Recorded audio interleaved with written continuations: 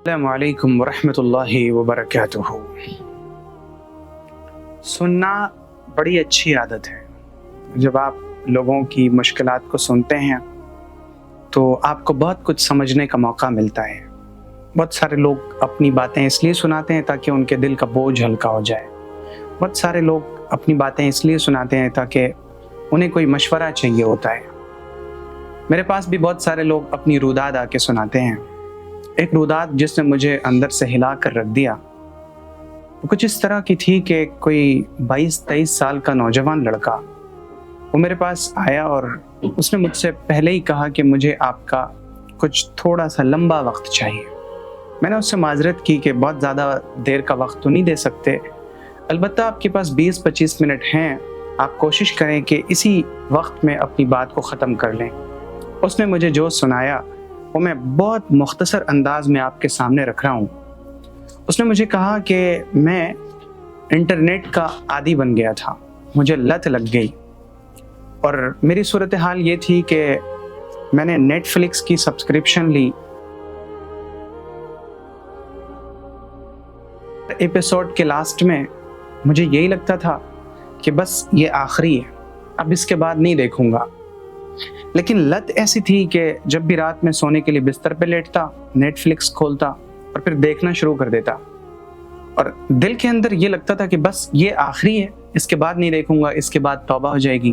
لیکن یہ ایک معمول جیسا ہو گیا، ہر رات یہ سوچ کر ہاتھ میں موبائل لینا اور 3 بجے کے بعد موبائل کو ہاتھ سے رکھنا، پھر سونا اور فجر کی نماز یوں ہی، اور دن بھر بالکل خالی خالی سا، ذہن خالی، دل خالی، سکون نام کی چیز نہیں، اطمینان کی کوئی شے میرے اندر موجود ہی نہیں تھی۔ یہ سب کچھ چل رہا تھا، ایک دن تازہ فکر پر ایک ویڈیو میری نظر سے گزری، اور جب میں نے اس ویڈیو کو کھولا تو اس کا عنوان تھا أَلَمْ يَأْنِ لِلَّذِينَ آمَنُوا أَن تَخْشَعَ قُلُوبُهُمْ لِذِكْرِ اللَّهِ وَمَا نَزَلَ مِنَ الْحَقِّ۔ کیا ایمان والوں کے لیے اب بھی وقت نہیں آیا کہ ان کے دل لرز جائیں؟ جب میں نے یہ سنا تو میرا دل واقعی لرز گیا، اور میں نے کہا اپنے آپ سے کہا کہ ہاں، اب وقت آ گیا ہے، اب وقت آ گیا ہے، اور میں نے فوراً نیٹ فلکس کو انسٹال کیا۔ یوٹیوب سے جو بیکار سب چینلز تھے میں نے ان کو حذف کیا، ڈیلیٹ کیا، ہٹایا، اور پھر اب صورتحال یہ ہے کہ میں کوشش کرتا ہوں کہ ہر دن تازہ فکر کی ایک ویڈیو ضرور دیکھوں، ہر دن قرآن کریم ترجمے کے ساتھ، اردو یا انگلش ترجمے کے ساتھ میں ایک رکوع ضرور پڑھوں، اور اب میری زندگی بدل رہی ہے۔ یہ کہانی، یہ روداد جب میں نے سنی تو مجھے 2 باتوں کا بڑا احساس ہوا۔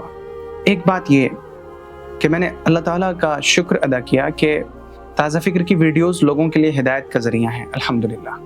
دوسری چیز جس کا مجھے بڑی شدت سے احساس ہوا کہ یہ کہانی، یہ روداد صرف ایک اس بندے کی روداد نہیں ہے جس نے مجھے آ کر سنا دیا۔